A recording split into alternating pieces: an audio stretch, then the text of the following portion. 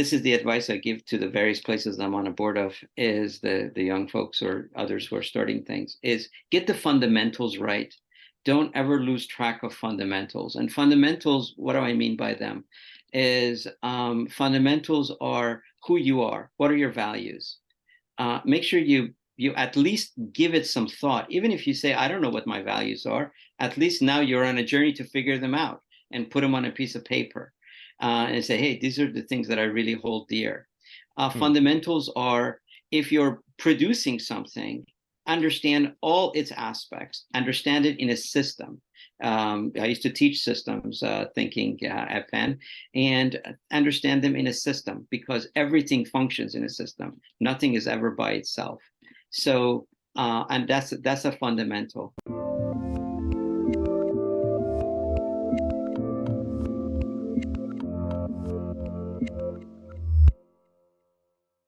Hey everyone, this is Devin Miller here with another episode of The Inventive Journey. I am your host, Devin Miller, the serial entrepreneur that's grown several startups into 7- and 8-figure businesses, as well as a founder and CEO of Miller IP Law, where he helps startups and small businesses with their patents and trademarks. If you ever need help with yours, just go to strategymeeting.com, grab some time with us to chat, and we're always here to help.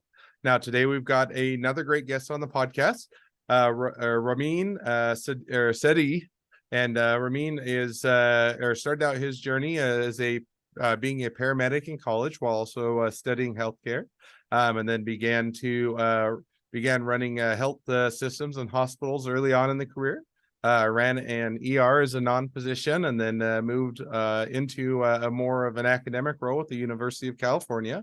Did a couple startups and small businesses working for them along the way that ended up not going forward or ended up failing, and wanted to go back to academia and to be a dean. So did that, and ran a couple of medical departments at the university, and then went into elder care after that. Left the corporate world, went into startups, and wasn't as focused on money, but rather on sharing knowledge within the industry, and started the current business that he's doing now. So with that much as a podcast, or that much as an introduction to the podcast, welcome onto the show.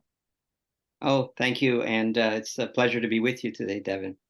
Hey, excited to have you on. So I just gave a quick introduction to a much longer journey, but rewinding it and unpacking that a bit, tell us a little bit about how your journey got started going to college, studying healthcare, and being a paramedic.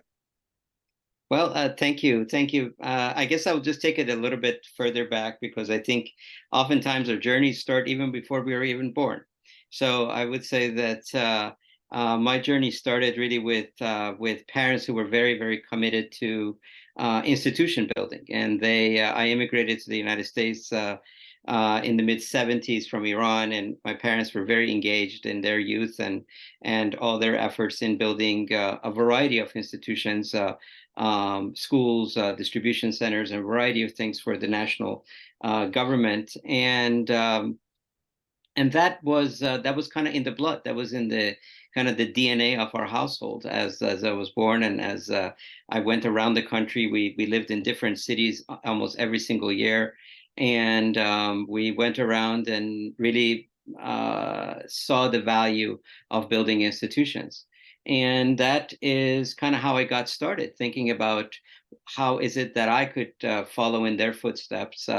Different country, obviously, but same mission, if you will, of building social capital. And that's really, I guess, what I've been doing for most of my life. I had a couple of different jobs paying for college. They were formative in many ways. As we often think at this stage in our career, we go back and we kind of think about these important lessons we learned back then, lessons about kind of having people's back, people having your back, lessons about hard work and always looking for ways in which you can add value. And they have been instrumental in the journey as I've been kind of going through it. I guess I would say that a lot of what I have done, and I'm very, very pleased with the work that we were able to do in so many different places, has been really accidental in some ways. You know, I guess I'm the first person to always say, "Are you sure you're calling the right person?" and when I get an offer to do something or asked to do something. So that's kind of how it Yeah, so started. let's dive into that just a bit more. So you went and I said one of the jobs you did while you're in college, if I remember right, was being a paramedic as you're studying healthcare. And then I believe as you were as you came out of college, you went into running health systems in hospitals early on in your career. Is that right? Absolutely, yes. It just really came, each piece of it came by exploring. When I was in the ER, I began to kind of explore ways in which we could add revenues, where we could try to figure out why are we losing certain revenue categories or reimbursements, and that began a whole new avenue of building an administrative leadership over the ER, which then we were able to translate to other places. That led to a lot of policy work. The policy work then led to University of California, where it is a major player in health policy in the United States. And much of the regulation that we now have in a variety of areas comes out of the work that we were able to do during my time. At that very time and space, we were able to come up with the regulations to cover liver transplantation, heart transplantation, which then leads to other insurance companies covering it and becoming a more mainstream procedures that are available to everyone. And so we were very, very fortunate to have just been in this incredible. You introduced yourself as a serial entrepreneur. I guess I would say that my career has been a serial intrapreneur, which is to create value within institutions, and trying to figure out how we can change and be more agile inside very large entities, very old entities. Now, or just kind of or following up on that. So now you were in the healthcare system for a while, running that, managing, and I think you even did manage an ER for a period of time, and then you decided to make a shift to kind of going more down the academic route and working at the University of California. So, kind of what prompted or motivated that shift, and kind of what did you do as you transitioned over? So the shifts kind of come in some ways just as one explores different areas. At the University of California, as I mentioned, we were really very much involved in pushing through some of the latest procedures and making them available nationwide. From there, one of the interesting phenomena that occurred was at that time during the early 1990s, there was a massive merger scenario going on around the United States, lots of health systems wanting to merge. And we were tasked with merging two of California's largest academic medical centers, UCSF and Stanford, and it was at that time the largest academic merger of its kind with a very unique structure. So that was part of our mission, was to create a structure that had never been done before, and we managed it against multiple legislative vetoes that took place in the state of California.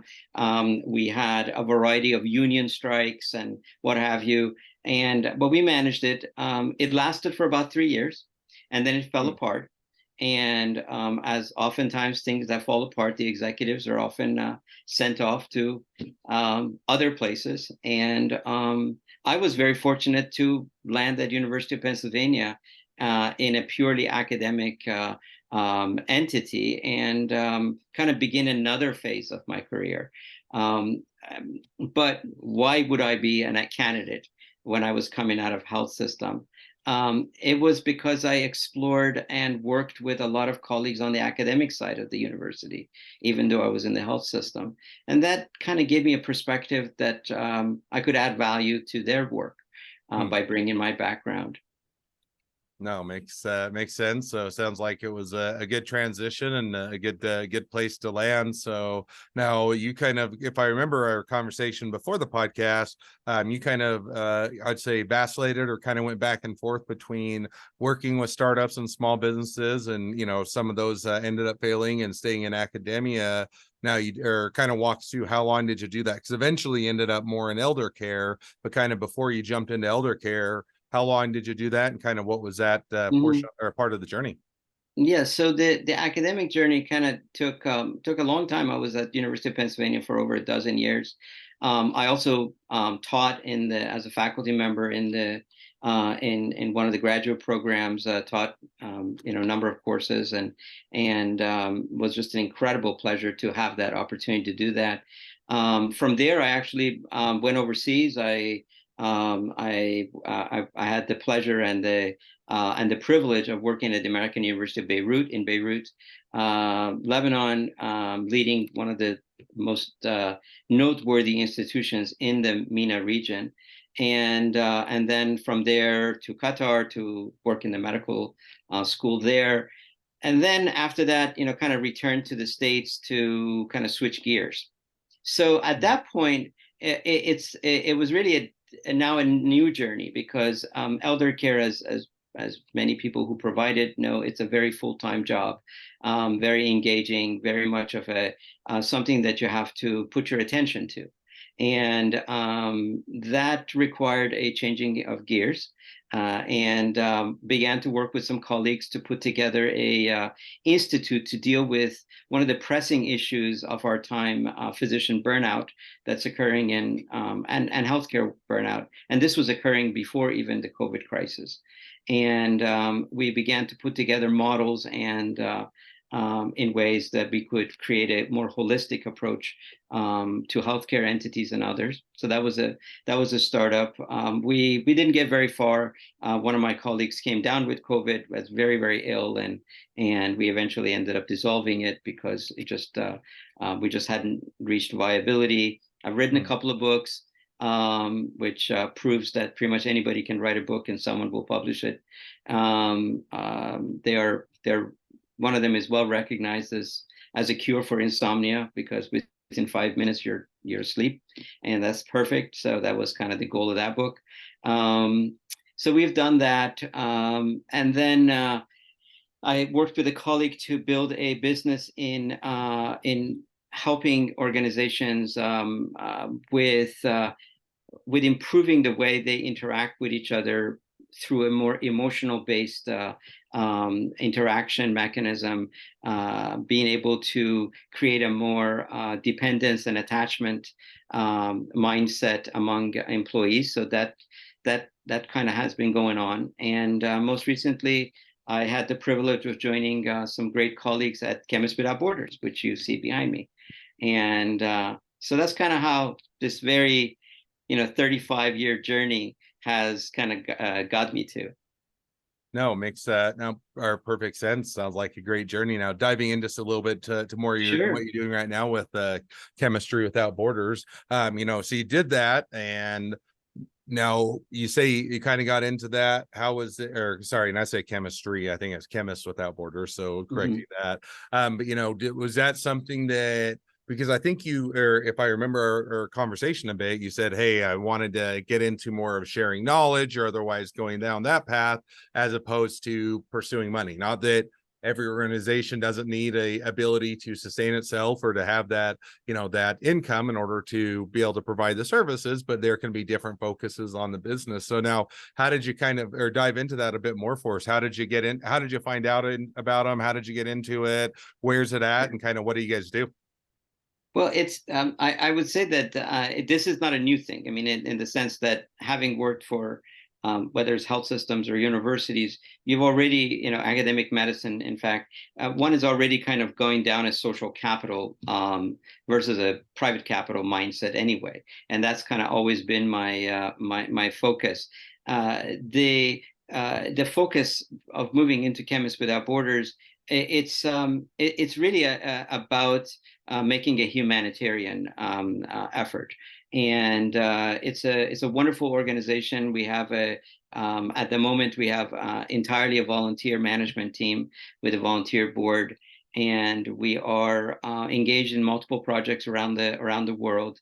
and our goal is to really use chemistry, scientific knowledge, and connecting the 20 million chemist community to work on significant problems, whether they are with the forever chemicals, whether they're with the removal of arsenic from water, which occurs in most of the world, causing a variety of diseases and cancers, and or other environmental issues, and creating, not only working on projects, but also expanding capacity by working on education, by educating and creating scientific literacy.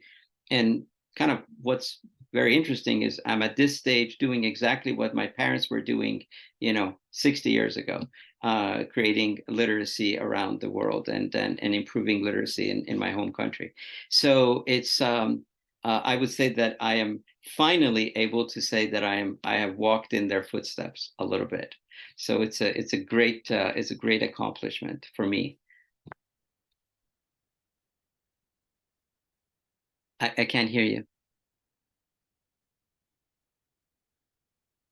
Sorry about that. Had slight technical difficulties. I'm back, but I said no. That's sounds like a great accomplishment, and that gives you the ability and the pathway to really to give back, to expand knowledge, and otherwise kind of be able to participate in that organization. So now, as we've kind of caught up to the present day of your journey, follow up to that is, so now if you're to kind of look out and say, okay, here's the next, where I'm headed in the next 6 to 12 months, and kind of where I anticipate things going, what do you kind of anticipate that looking like, or where do you think you're headed? Well, I think at this stage in life, we really are trying to kind of get the things we want to get done. And so so my focus is really entirely on Chemists Without Borders at the moment. I am on a board of a few other things, and an advisor to venture capital funds and others, but I don't know why they want me. I don't know anything about those things, but they. But with Chemists Without Borders, really our goal is to become a much larger entity than we are. So we have revenue goals that we're trying to hit. We have organizational goals we're trying to hit, and we have impact goals that we're trying to hit. And so those would be really a 2 to 5 year engagement to get there. We'd like to someday be alongside other disaster relief organizations during major disasters, be available for managing those early days of a disaster within communities. We want to be able to be a major player for students who are interested in science or chemistry, as a way for them, whether it's they're in the developed countries working in developing countries, or the vice versa. We would like to be able to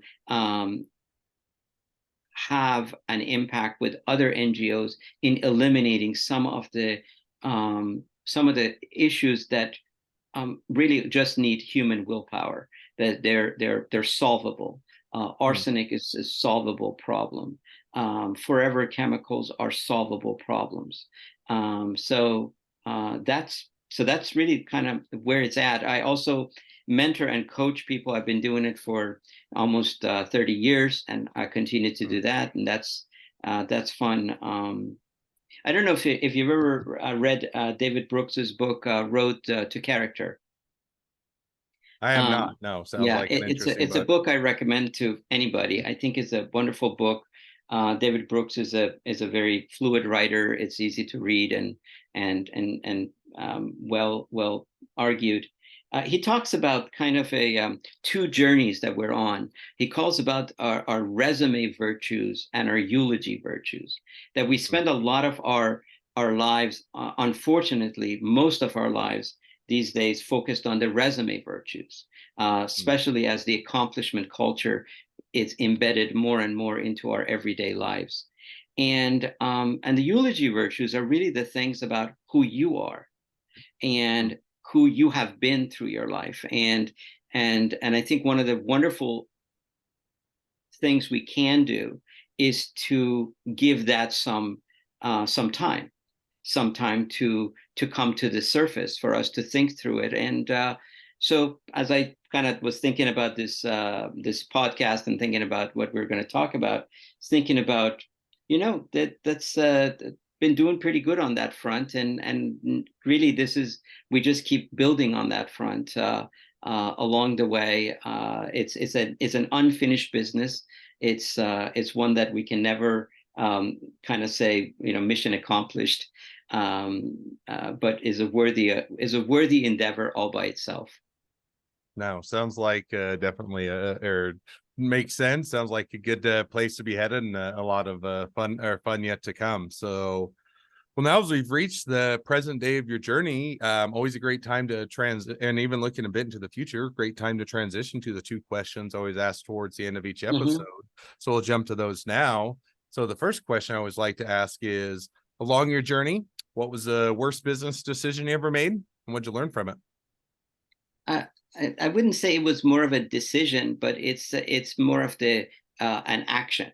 So I would say that the worst decisions or the worst actions, and there have been many, so I had to pick one, right? I mean, we screw up a lot, is really about hubris, because in the intrapreneur world, in the institutional world, it's very easy to get seduced by one's own character and power and accomplishments, and forget that nothing is ever done with an I. It's almost always done with a we. And I would say that whether it was my decision or whether it was a decision made which I then had to carry out, it was decisions that forgot the we part, forgot the fact that we have to collaborate. We have to lead through influence as opposed to lead through command. And so all the mistakes can probably go back to leading through a command structure and not leading through it influence and collaboration and inclusion, at least as I think of them. No, I think that definitely makes sense. And, I think that that's a easy mistake to make, but a great one to learn from along the way, or great actions to learn from along the way. Second question now that I like to ask is, so now if you're talking to somebody that's just getting into a startup or a small business, what would be the one piece of advice you'd give them?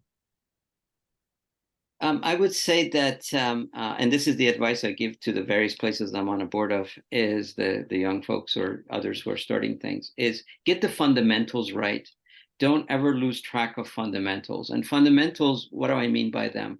Is fundamentals are who you are. What are your values? Make sure you at least give it some thought. Even if you say, I don't know what my values are, at least now you're on a journey to figure them out and put them on a piece of paper and say, hey, these are the things that I really hold dear. Fundamentals are, if you're producing something, understand all its aspects, understand it in a system. I used to teach systems thinking at Penn, and understand them in a system, because everything functions in a system. Nothing is ever by itself. So, and that's a fundamental. Who are the people you have working with you? That's another fundamental.